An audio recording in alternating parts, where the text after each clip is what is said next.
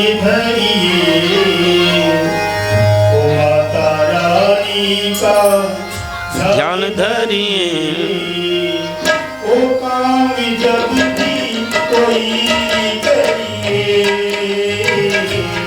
माता रानी का ध्यान धरिए माता रानी का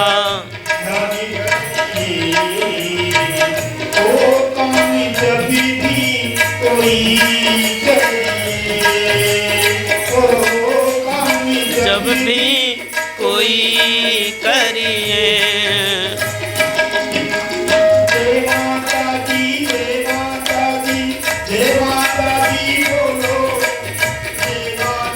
दी जय माता दी जय माता दी बोलो जय माता दी जय माता दी बोलो जय माता दी जय माता दी बोलो जय माता दी जय माता दी जय माता दी बोलो रानी का जय हो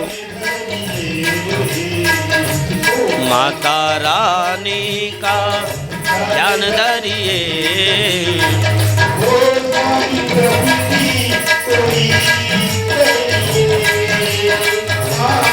काम कब भी कोई करिए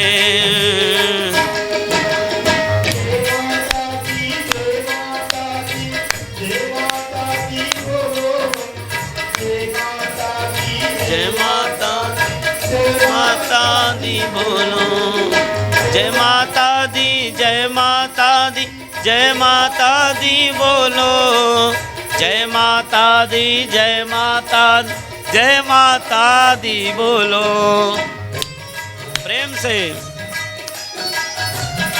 बोलो जगत जननी जगदम्बा मैया की जय हो।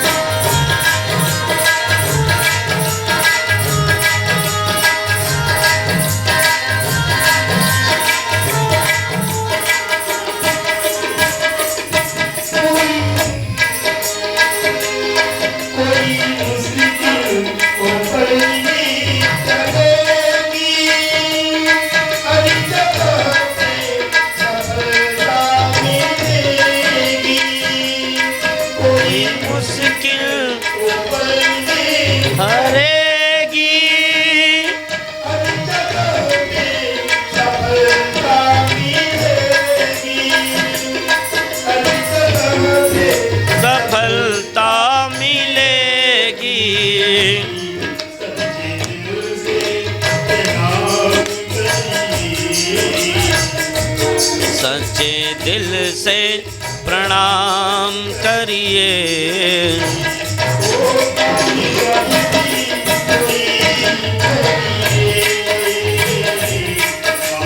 रानी का नंदरिए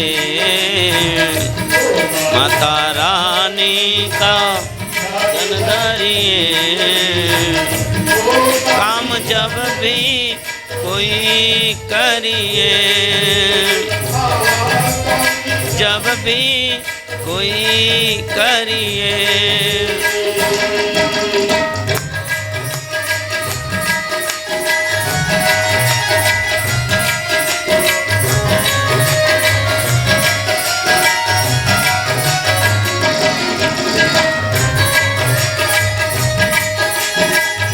बोलो माँ भगवती जगदम्बा की जय हो।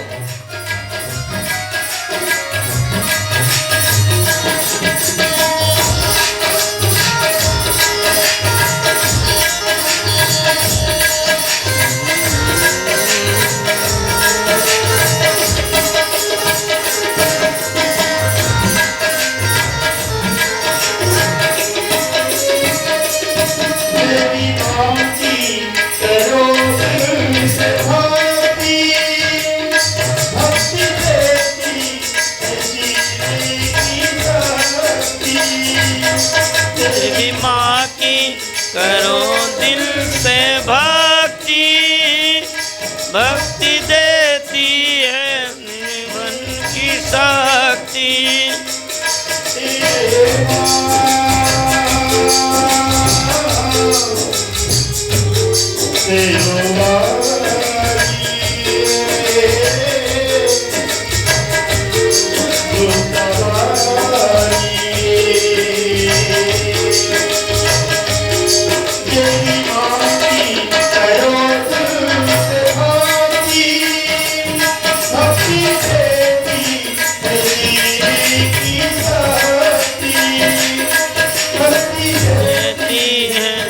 जीने की शक्ति।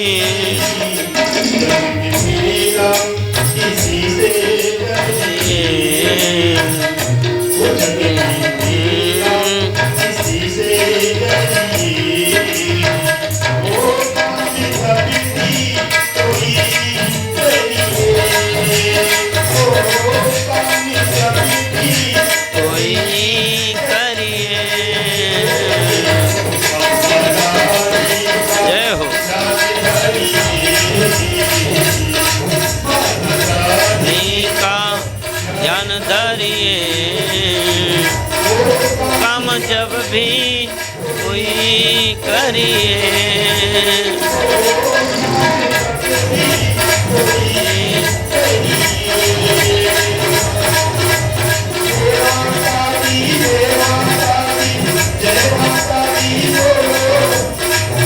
माता दी जय माता दी, जय माता दी बोलो। जय माता दी, जय माता दी बोलो। जय माता दी, जय माता दी, जय माता दी बोलो।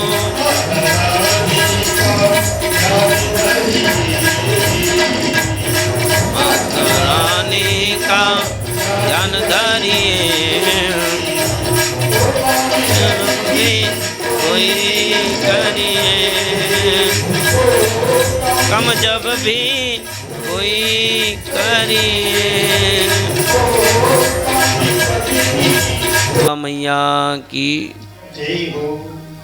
सदा भवानी दाहिनी, सन्मुख रहे गणेश। 5 देव रक्षा करें, ब्रह्मा विष्णु महेश। क्या कहा? सबसे पहले माँ भगवती सदा भवानी दाहिनी और सन्मुख रहे गणेश। कोई भी काम करिए माँ भगवती की आराधना करके करिए, एकदम कार्य पूर्ण ही होगा। साधारण सा आप लोग अनुभव करके देखिएगा, पैर में जब कांटा गड़ता है तो पिता की याद नहीं आती है, माँ की याद आती है। माँ जगदम्बा ऐसी करुणामयी माँ है जो अपने संतान के ऊपर में कोई कष्ट नहीं देख सकते। यहाँ महात्मा में वेदव्यास भगवान ने लिखा, महामारी हो जाए, भूकंप आ जाए, उत्पात हो जाए, घर में भूत प्रेत की बाधा आ जाए और अनेक प्रकार से जब हम संकट की स्थिति में आ जाएं, तो ऐसी स्थिति में माँ भगवती की आराधना करनी चाहिए एकदम नियम पूर्वक। तो उस नियम पूर्वक किए हुए अनुष्ठान के माध्यम से, आराधन के माध्यम से हमारे सारे संकट दूर हो जाते हैं। और महिमा गाते हुए वेदव्यास भगवान ने लिखा, बंध्या वा काक बंध्या वा मृतवत्सा चयंगना। कोई स्त्री बांझ हो जाए, संतान न उत्पन्न हो, एक संतान वाली गर्भपात या प्रसव पश्चात संतान मर जावें, वे भी इस भगवती की आराधना को करें। और जिनके संतान नहीं वो भी करें। यदि भगवान की कृपा से संतान पेट में आ जाए, गर्भ में आ जाए, और संतान यदि बच ना रहा हो, सुरक्षित पैदा ना हो रहा हो, तो ऐसे माताओं को भी आगे गर्भ की रक्षा करने के लिए सुंदर माँ भगवती की आराधना करनी चाहिए। जिस घर में देवी भागवत का पारायण, पूजन और दर्शन होता है, वह घर स्वयं में तीर्थरूप हो जाता है। भगवती जहाँ विराजमान हो जाती हैं, वह मणिद्वीप माना जाता है, जहाँ भगवती का निवास स्थान है। वह स्थान स्वयं ही तीर्थ बन जाता है।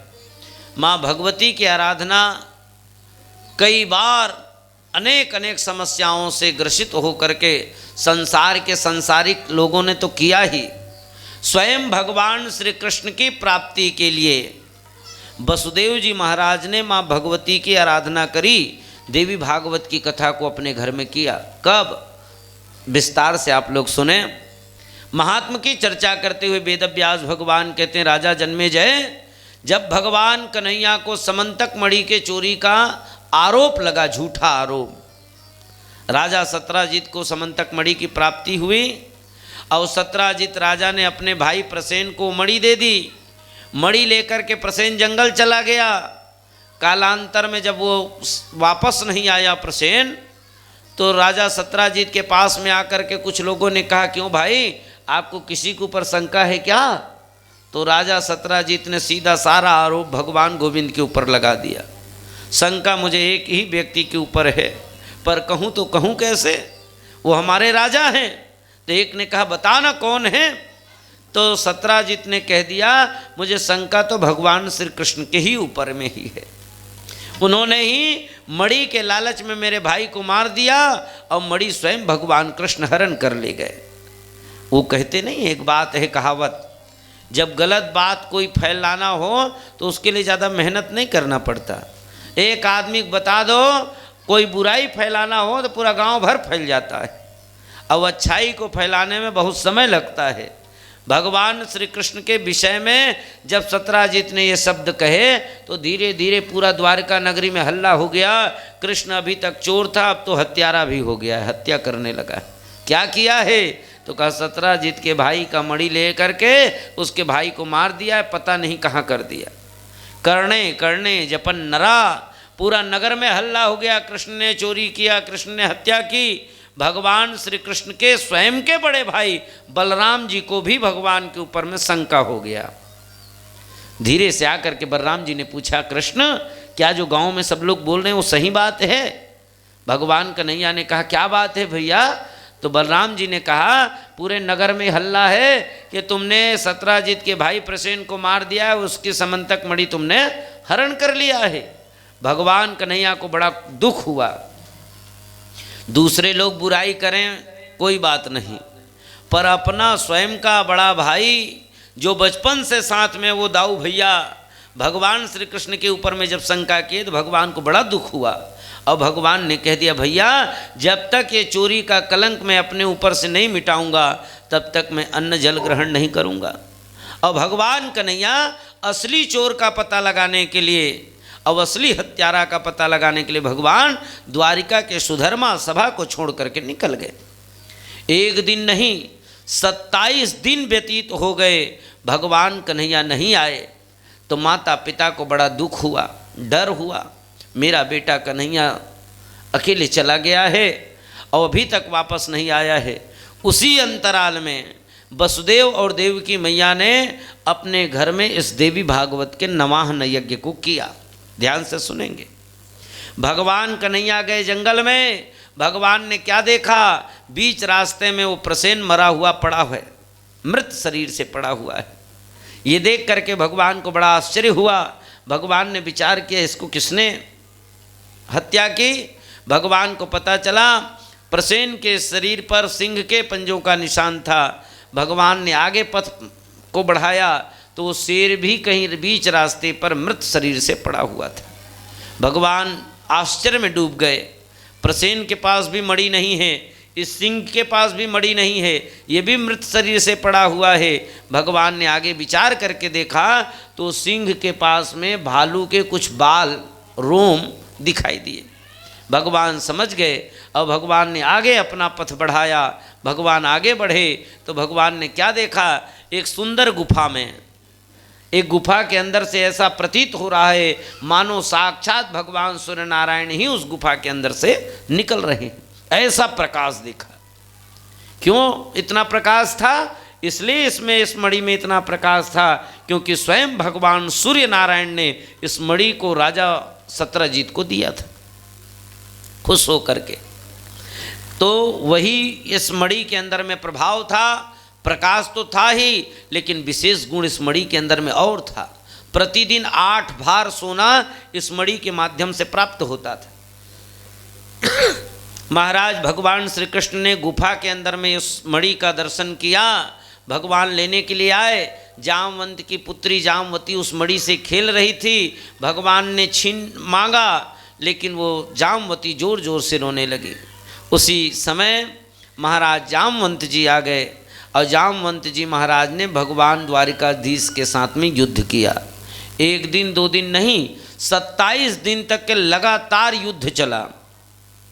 ये जामवंत त्रेता युग के जामवंत हैं और द्वापर में भगवान श्री कृष्ण से युद्ध करते हैं। श्री वेदव्यास भगवान कहते हैं जामवंत जी महाराज तो राम जी से एक बार लड़ने की इच्छा त्रेता युग में ही किए थे, पर उस समय भगवान मर्यादा में बंधे थे, इसलिए भगवान ने अपने ही मंत्री के साथ में लड़ना उचित नहीं समझा। भगवान ने उसी समय मन ही मन कह दिया था कि हे जामवंत, तुम्हारी जो ये इच्छा है मैं आगे चल करके द्वापर में पूरा करूँगा। उसी इच्छा की पूर्ति के लिए आज भगवान आए हैं। भगवान के अवतार के अनेक कारण हैं। भगवान के अवतार के एक कारण नहीं होते हैं, भगवान के अवतार के अनेक कारण होते हैं। और भगवान ने उस जंगल में, बिहड़ जंगल में और गुफा के अंदर में जामवंत जी के साथ 27 दिन तक युद्ध किया। बराबर का युद्ध चला। भगवान ने विचार किया, मैंने 1 महीना का समय दिया है द्वारका वापस लौटने का, यदि मैं समय से नहीं जाऊंगा तो राज्य में शोक का वातावरण उत्पन्न हो जाएगा, सब लोग सशंकित हो जाएंगे। भगवान ने 28वें दिन सुबह जामवंत के ऊपर में एक मुक्का का प्रहार किया। जामवंत की जो सारी शक्ति थी शिथिल हो गई। जामवंत ने आज परमात्मा को पहचान लिया, भगवान गोविंद के चरणों को पकड़ लिया, कहा महाराज आप कृष्ण नहीं हैं, मेरे राम हैं। जामवंत ने कहा कित मुरली कित चंद्रिका कित गोपियन के साथ, अपने जन के कारण कृष्ण भय रघुनाथ। भगवान बंसी वाले हैं, लेकिन जामवंत जी को भगवान द्वारकाधीश बंसी वाले दिखाई नहीं दे रहे हैं। कैसे दिख रहे हैं? जामवंत जी महाराज को भगवान धनुष बाण वाले दिखाई दे रहे हैं। जो त्रेता युग में भगवान आए थे वही रूप वही स्वरूप का दर्शन किया। जामवंत जी महाराज ने भगवान के चरणों में प्रणाम किया और अपनी बेटी जामवती भगवान के हाथ में सौंप दी और स्वयं भगवान की भक्ति करते हुए जामवंत जी महाराज अपने आगे की लीला को करते हैं। भगवान द्वारिकाधीश कृष्णचंद्र जी महाराज जामवती और समंतक मणि को लेकर के द्वारिका में वापस आते हैं इसी नवाहन यज्ञ के प्रभाव से।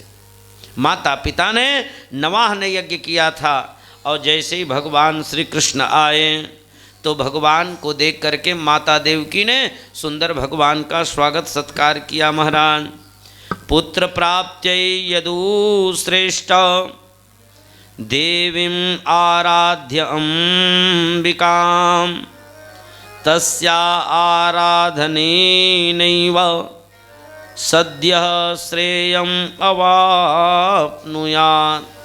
जैसे ही 9 दिन पूर्ण हुआ, 9 दिन की देवी भागवत की कथा पारायण वसुदेव जी महाराज और देवकी महारानी ने पूर्ण किया। महाराज पूर्णता के प्रतीक भगवान पूर्ण ब्रह्म उनके दरवाजे पर आ गए। ये देवी भागवत की महिमा है। फिर तो वसुदेव जी को पूर्व में कहा हुआ गर्ग मुनि का वह कथन याद आ गया।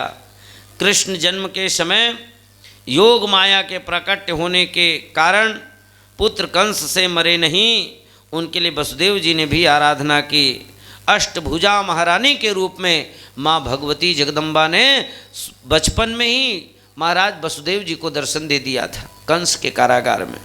वो माँ भगवती जगदम्बा योग माया बन करके और कंस को उसके मृत्यु का समाचार दे करके कंस से यह कहकर कि अरे दुष्ट कंस, तू अपने काल से इतना भयभीत हो करके निरपराध लोगों की हत्या कर रहा है, काल से संसार में कोई बच नहीं पाया है, तू भी बचेगा नहीं, तुम्हें मारने वाला ब्रजमंडल में अवतार ले चुका है।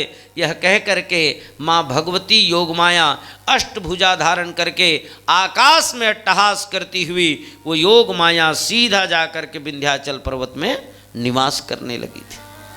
आज वही स्मरण वसुदेव जी महाराज को हुआ जिस समय योग माया आई थी। उन्होंने कहा था क्या, ये कृष्ण ही परमात्मा है, नारायण के ही साकार स्वरूप श्री कृष्ण के रूप में तुम्हारे घर में आए हैं। महाराज, इस प्रकार से सुंदर चरित्र वेद व्यास भगवान ने माँ भगवती की महिमा के हिसाब से जन्मेजय राजा को श्रवण कराया।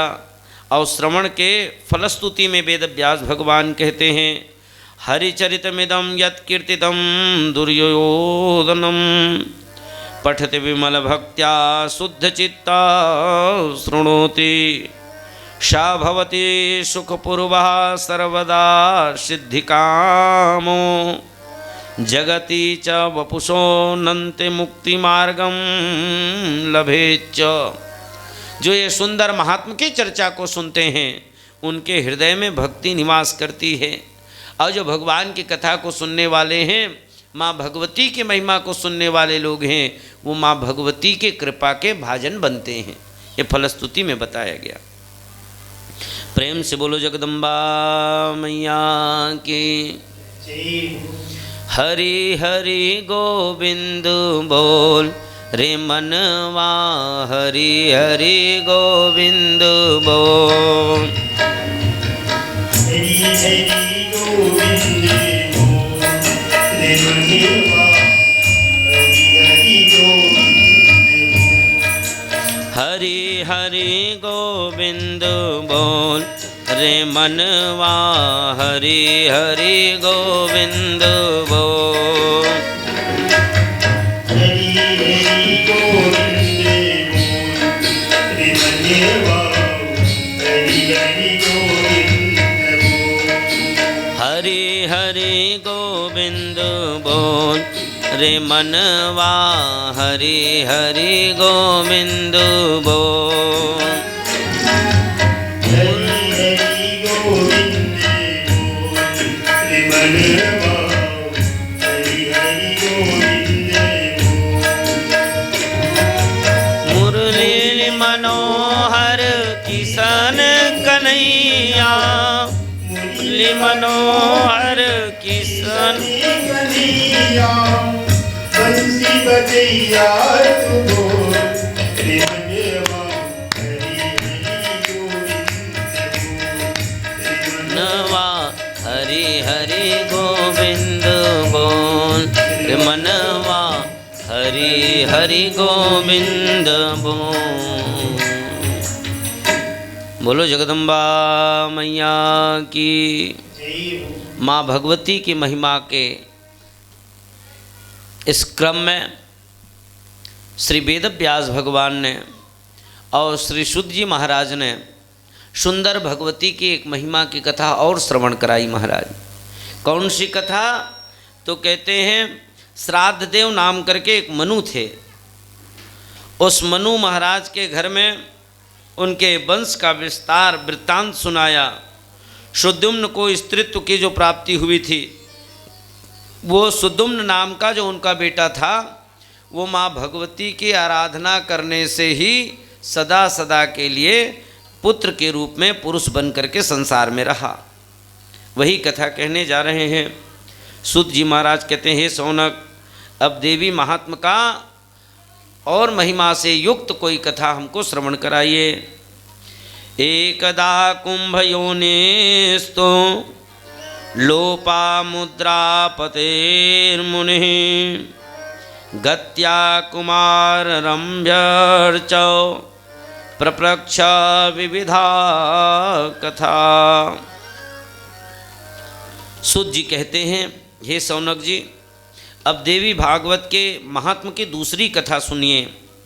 अगस्त लोपा मुद्रा पत्नी के साथ स्वामी कार्तिकेय के पास में गए और प्रणाम करके उनसे भगवत कथा, तीर्थ, व्रत, दान, काशी मणिकर्णिका, गंगा आदि तीर्थों की महिमा, देवी भागवत की महिमा के जिज्ञासा से उन्होंने प्रश्न किया। किसने? लोपा मुद्रा नाम करके अगस्त मुनि। लोपा मुद्रा नाम की उनकी धर्मपत्नी और महामुनि श्री अगस्त जी महाराज, दोनों के दोनों गए और जा करके कार्तिकेय भगवान को प्रणाम करके कहते महाराज, जिसमें संसार के समस्त माया हो, संसार के जीवों की कथा हो, जहाँ भगवत भक्ति की कथा हो, तीर्थ व्रत उद्यापन, गंगा मणिकर्णिका काशी, सबकी महिमा जिस कथा में हो, ऐसी कथा हमको सुनाइए।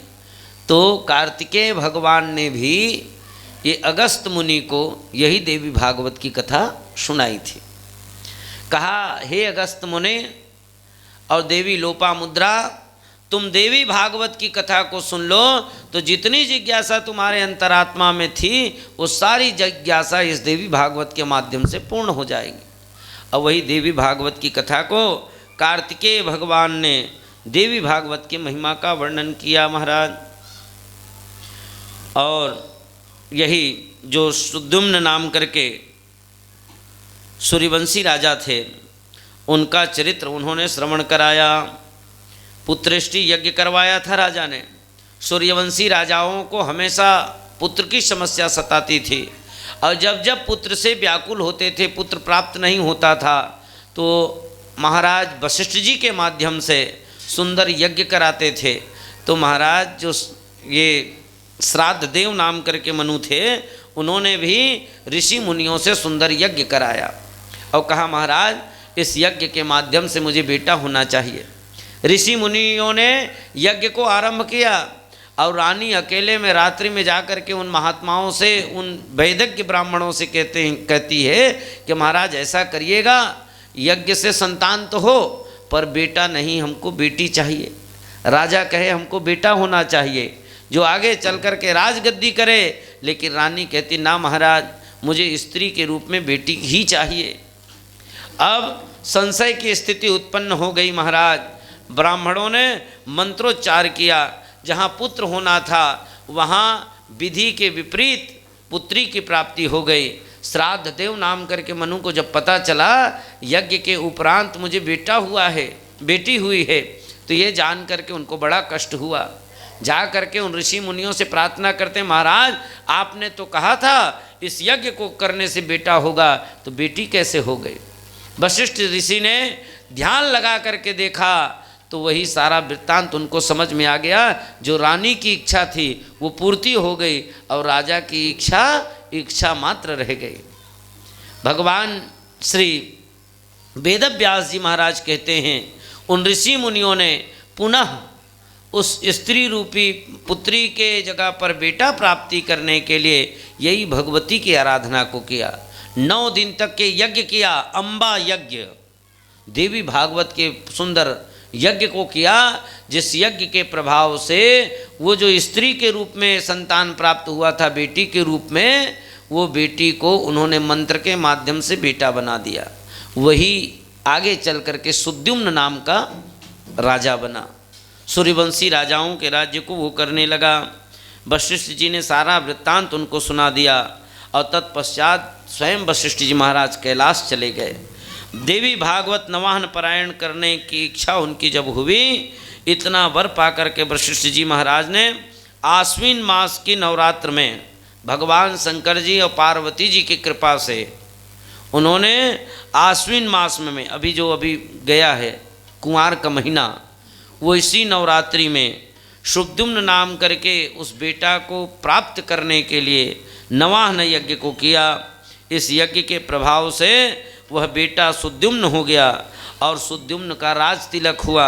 आगे चल करके वही राजा बन करके संसार में पृथ्वी पर प्रतापी राजा का गौरव प्राप्त किया। सुद्युम्न राजा के इस सुंदर व्याख्यान को श्री वेदव्यास जी महाराज ने श्रवण कराया। सैह सकल कामान प्राप्य देव्या प्रसादात् परम अमृतमथान्ते याति देव्या सलोकम। इस सुंदर वृत्तांत को उन्होंने श्रवण कराया। तत्पश्चात ऋत्वांग मुनि के साप से रेवती नक्षत्र के पतन, पर्वत से रेवती नाम की कन्या का प्रादुर्भाव, इस महिमा को उन्होंने श्रवण कराया। कहा ये भागवत महिमा है, ये माँ भगवती जगदम्बा की आराधना की महिमा है। इसके महिमा को जितना गाए उतना ही कम है। 9 दिन केवल महिमा ही तो गाना है। 9 दिन तक के माँ भगवती जगदम्बा की आराधना चलती है। देवी भागवत पुराण के श्रवण विधि और श्रवण फल के महात्म का वर्णन करते हुए वेद व्यास भगवान लिखते हैं, श्रूयताम मुनयः सर्वे पुराण श्रवणे विधिम नराणाम शृण्वताम येन सिद्धि स्यात्मकामिके। श्रवण के क्या नियम हैं, श्रोता और वक्ता का क्या नियम है, उस श्रोता और वक्ता के नियम का गान करते हुए कहा महाराज, जिनको देवी भागवत सुनना है या कोई भी यज्ञ करना है, पुराण करना है, उसको सबसे पहले क्या करना चाहिए, किसी देवज्ञ ज्योतिषी के पास में जाकर के मुहूर्त विचार करना चाहिए। सुंदर मुहूर्त विचार करें। ज्येष्ठ से लेकर के 6 मास पर्यंत शुभ, चारों नवरात्र शुभ, हस्त अश्वनी मूल पुख्य रोहिणी श्रवण मृगशिरा इत्यादि नक्षत्र शुभ बताए गए। और शुभ वार में इस कथा का आरंभ करना चाहिए। धन कितना लगाना चाहिए, तो यहाँ पर वेद व्यास भगवान कहते हैं, सभारम तादृशम कार्यम विवाहादौ च यादृशम। देवी भक्त परायण को अवश्य बुलवावें। दंभी, लोभी, पाखंडी, धूर्त, स्त्री लंबट ऐसे लोगों को कभी नहीं बुलाना चाहिए। सुंदर योग्य ब्राह्मण का चयन करके देवी भागवत का सुंदर पारायण करा करके उसका प्रवचन कराना चाहिए। साथ ही कहा महाराज, जैसे हम बेटी बेटा के विवाह का बड़े धूमधाम से उत्साह के साथ में करते हैं, वैसे ही ये भागवत यज्ञ को भी करना चाहिए। बड़ा आदमी बड़े ढंग से, मध्यम व्यक्ति मध्यम परिस्थिति के अनुसार और छोटा व्यक्ति छोटे ढंग से इस यज्ञ को कर सकता है। निमंत्रण कैसे दें, तो कहा प्रेस्या यत्नेन वार्तेयम देशे देशे जने जने। कोशिश करना चाहिए कि पूरे देश में इसकी हल्ला हो जाए, जन जन तक के हमारे भागवत की चर्चा फैल जाए। इसके लिए बहुत ज़्यादा प्रचार प्रसार के सामग्री का उपक्रम करना चाहिए, लोगों तक समाचार पहुंचाना चाहिए। आसपास गांव बस्ती क्षेत्रवासी सबको कथा के लिए आमंत्रित करना चाहिए। देवी भक्त के अतिरिक्त गणेश, सूर्य, शैव, वैष्णव इनकी भी आराधना करनी चाहिए। चारों वर्ण संप्रदाय को बुलाना चाहिए। 9 दिन तक पूरा समय नहीं हो तो केवल 1 दिन में इस कथा का श्रवण पान करने के लिए आना, ऐसे निमंत्रण देते समय उनको प्रार्थना करना चाहिए। कथा का स्थान जैसे आपका स्थान है, यही से ही सुंदर दिव्य स्थान पर मार्जन करके सुंदर साफ सफाई करके गणेश गौरी समस्त देवी देवताओं की विधि बना करके अखंड ज्योति की स्थापना करके सुंदर इस यज्ञ का शुभारंभ करना चाहिए। कथा सुनते समय एकदम सावधानी से सचेत अवस्था में बैठ करके इस कथा को सुनना चाहिए। माँ भगवती जगदम्बा की आराधना वाणी के द्वारा करना चाहिए। संकीर्तन करने वाले को बुलाना चाहिए, भजन करने वाले को बुलाना चाहिए। उदार, अलोलुप, नख्र इत्यादि के द्वारा हिंसित, निर्भक्षी, धार्मिक, दयावान, रसज्ञ सब श्रोताओं को इस कथा के लिए बुलाना चाहिए। गणपति, कलश, दिक्पाल, बटुक इन सब का वरण करना चाहिए। तुलसी वृक्ष, नवग्रह, सूर्य नारायण भगवान इनकी आराधना करनी चाहिए। देवी भागवत यज्ञ के लिए वरण बताया गया, कम से कम 5 ब्राह्मणों का वरण करना चाहिए। आज सौभाग्य की बात है, आपके घर में जो यज्ञ हो रहा है 5-5 ब्राह्मण वर्णित हैं। एक ब्राह्मण के द्वारा देवी भागवत का पारायण, एक ब्राह्मण के द्वारा श्रीमद् भागवत महापुराण का पारायण, देवी भागवत का पुराण, और एक ब्राह्मण देवता के द्वारा श्री शिव महापुराण का पारायण किया जा रहा है। यज्ञ के मध्य में किसी प्रकार की कोई न्यूनता ना रह जाए, कोई कमी ना रह जाए, इसलिए माँ भगवती की आराधना में कोई त्रुटि ना हो जाए, इसलिए दुर्गा सप्तशती का पारायण, नवाहन मंत्र, बीज मंत्र का पारायण, जो माँ भगवती के बीज मंत्र हैं, ओम ऐं ह्रीं क्लीं चामुंडाय विच्चै नमः इत्यादि मंत्रों का जाप नित्य निरंतर गणेश गौरी के साथ में होना चाहिए। ऐसा जब नियम पूर्वक, जो प्रार्थना पूर्वक यह कार्य होता है, तो अवश्य ही यह अनुष्ठान पूर्ण माना जाता है। माँ भगवती से नित्य प्रार्थना करना चाहिए। कात्यायनी महामाये भवानी भुवनेश्वरी संसार सागरे मग्नम मामुद्धर कृपामयी। भगवती से प्रार्थना करनी चाहिए, माँ सर्वमंगल मांगल्ये शिवे सर्वार्थ साधिके शरण्ये त्र्यंबके गौरी नारायणी नमोस्तुते। हे भगवती, सबको आप सुंदर मति प्रदान करना, बुद्धि देना, सभी तरफ मंगल वातावरण रहे, 9 दिन तक के कोई विघ्न ना आए, इसके लिए बार बार माँ भगवती की प्रार्थना करनी चाहिए। व्यास भगवान की पूजा करनी चाहिए, कथावाचक की पूजा करनी चाहिए, और सबके कथावाचक श्रोता बंधु गण करें और श्रद्धा के साथ भागवत की कथा को सुनना चाहिए। देवी भागवतम चैतत लिखितम शोभनाक्षरम हेम सिंहासने स्थाप्य पट्टवस्त्रेण वेष्टितम। ये देवी भागवत की जो पुराण है उसको सुंदर वस्त्र में वेष्टित करके, स्वर्ण का सिंहासन बना करके, रजत का सिंहासन बना करके, दिव्य सिंहासन पर माँ भगवती का स्वरूप मान करके उनको विराजमान करना चाहिए। ये देवी भागवत का जो पुराण है ये साक्षात माँ भगवती जगदम्बा का स्वरूप है, ऐसा मान करके माँ भगवती में आस्था रखनी चाहिए। माँ भगवती जगतजननी है, जगदम्बा है, पराम्बा है, उनके कृपा से ही संसार चलता है। बिना माँ भगवती के कृपा के संसार नहीं चल सकता। ऐसी आराधना माँ भगवती के चरणों में करनी चाहिए कि हे जगदम्बा, या देवी सर्वभूतेषु शांति रूपेण संस्थिता नमस्तस्यै नमस्तस्यै नमस्तस्यै नमो नमः। हे माँ भगवती, संसार के सब लोग सुखी हों, सब निरोगी हों, किसी को कोई आधि व्याधि ना रहे और सब प्रसन्न हो करके आपकी आराधना में लगे रहें, ऐसी माँ भगवती से प्रार्थना करना चाहिए। माँ भगवती की इस दिव्यतम कथा को वेद व्यास भगवान राजा जन्मेजय को सुना रहे हैं और जन्मे से ऐसे कहा, राजन माँ भगवती की ये महिमा है। एक बार भूल से भी माँ भगवती के दरबार में कोई व्यक्ति आकर के इस पावन कथा को सुन ले तो भूल से आए हुए व्यक्ति का भी कल्याण हो जाता है। साथ ही इस कथा को माइक के माध्यम से, अनेक प्रकार के उपकरणों के माध्यम से यदि हम उस कथा को सुन लें, वो कथा हमारे कान में पड़ जाए तो हमारा कर्ण पवित्र हो जाता है। कहने वाले की वाणी पवित्र हो जाती है और सुनने वाले का कान पवित्र हो जाता है। आज भगवान की कृपा से, माँ भगवती जगदम्बा की कृपा से देवी भागवत महायज्ञ का आपके घर में शुभारंभ हुआ है। आज तो थोड़ा सा समय ज़्यादा हो गया है। कल से नियम पूर्वक 1 बजे से संध्या काल तक के, शाम के समय तक के कथा चलेगी। श्रीमद् भागवत तो बहुत बार सुने हैं आप लोग, देवी भागवत बहुत दिन में सुनने को मिलता है। बहुत दिन पहले यहाँ हमारे भाई द्वारका वर्मा जी के यहाँ उनके पिताजी के द्वारा, जब उनके पिताजी थे तब देवी भागवत की कथा हुई थी। अब मुझे लगता है कम से कम 15 साल तो हो ही गया होगा, 10-15 साल, है ना भाई। 10-15 साल बाद ये अवसर फिर मिला है हमको देवी भागवत सुनने का। तो बढ़िया भाव सहित आप लोग अपने मन को लगा करके देवी भागवत श्रवण करेंगे। बोलो जगदम्बा मैया की जय हो।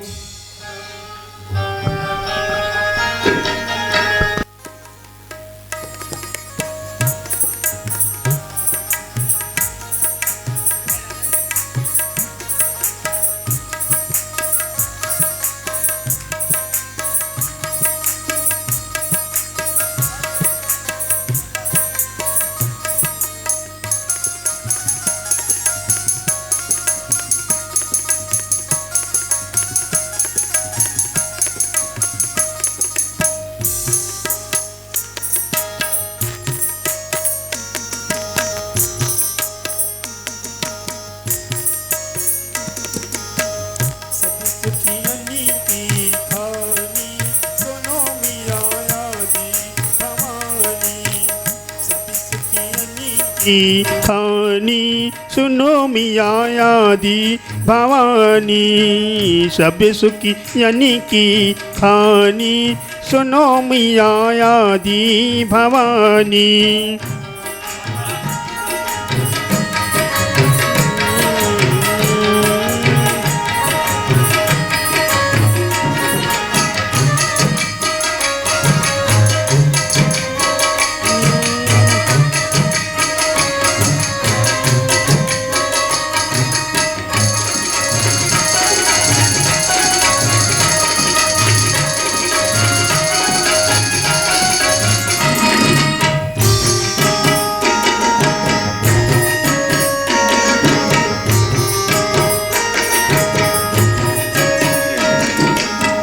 दुर्गायम्बे काली कहते हो, दुर्गायम्बे काली कहते हो, दुर्गायम्बे काली कहते हो, दुर्गायम्बे काली कहते हो।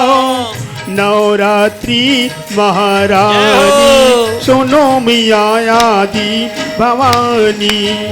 सब सुखियन की रानी सुनो मिया आदि भवानी।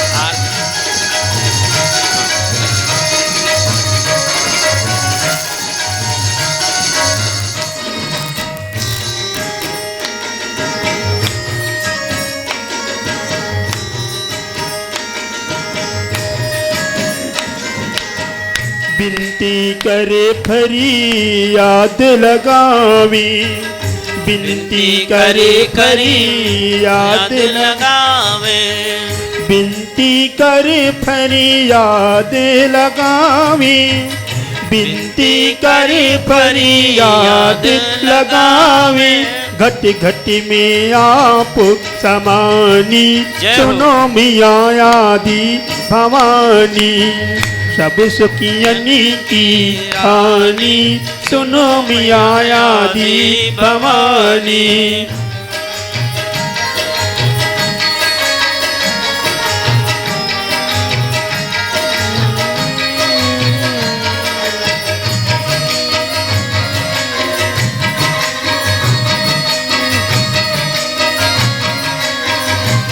बोलो जगदम्बा मैया की जय हो।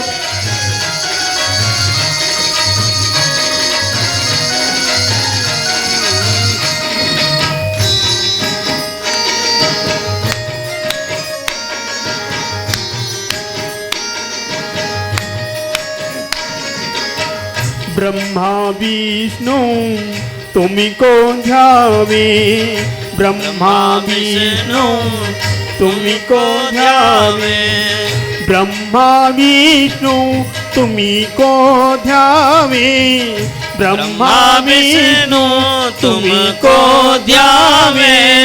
आदि शक्ति महारानी सुनो मिया आदि भवानी। सब सुखियन की रानी सुनो मिया आदि भवानी। जय हो।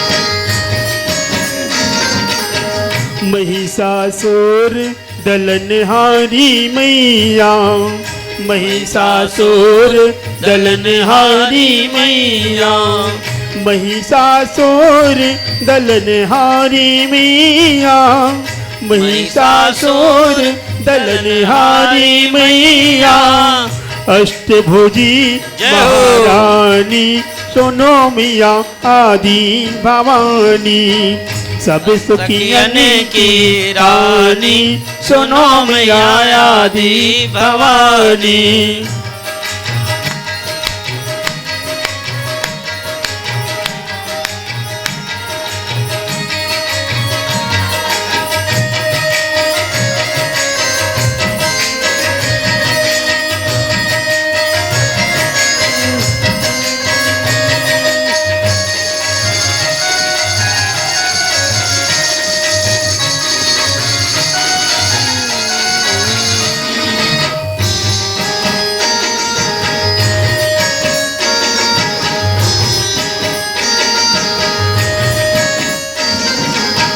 परदेसी तोरे चरण गहो है परदेसी तोरे चरण गहो है परदेसी तोरे चरण गहो है परदेसी तोरे चरण गहो है कर दो मीठी जय हो। वाणी सुनो मैया आदि भवानी सब सुखियन की रानी सुनो मैया आदि भवानी सब सुखियन की रानी सुनो मैया आदि भवानी सब सुखियन की खानी सुनो मैया आदि भवानी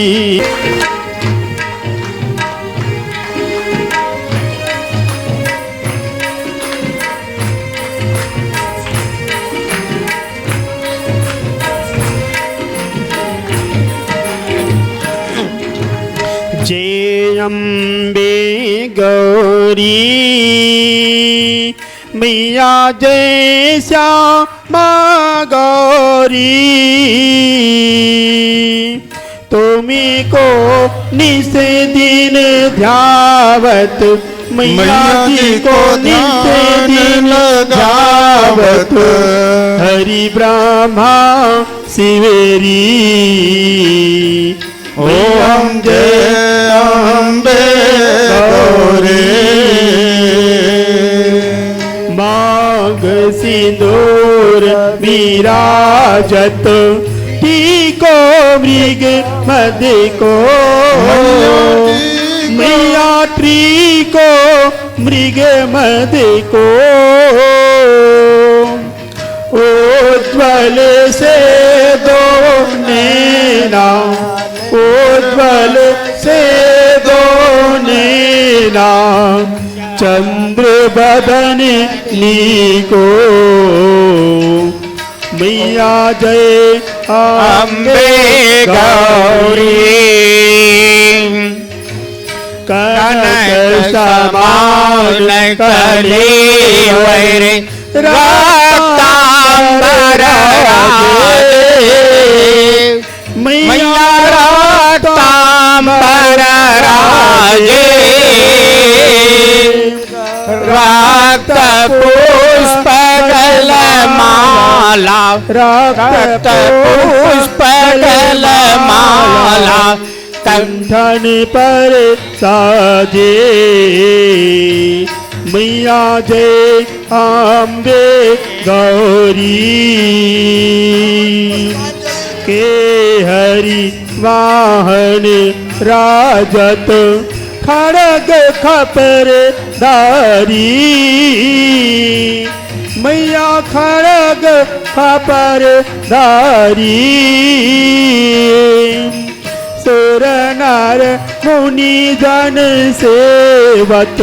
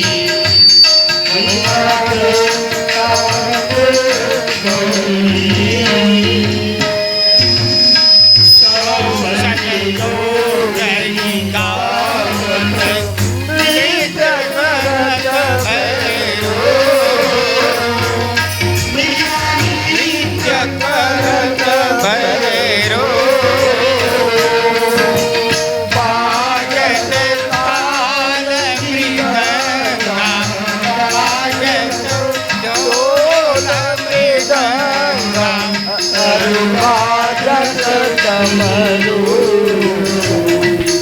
ઓમ જય અંબે ગૌરી જગદીશ માતા तुम ही हो भरता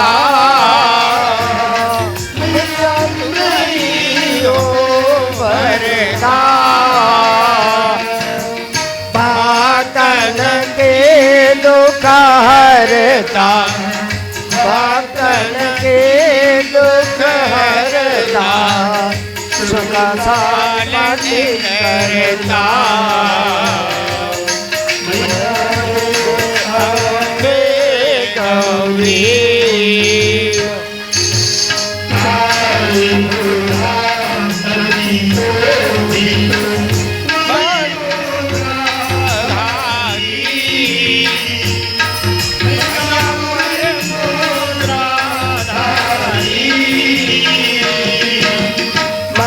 मनवांछित फल पावना मनवांछित फल पावन सेवत नर नारी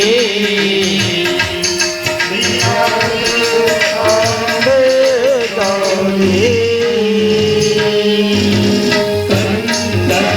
काल विराजत अगर कपूर पाती मैया अगर कपूर बाते त्रिमाल के तुम राजन के तुम राजन कोटि रतन ज्योति ओम जय अम्बे गौरी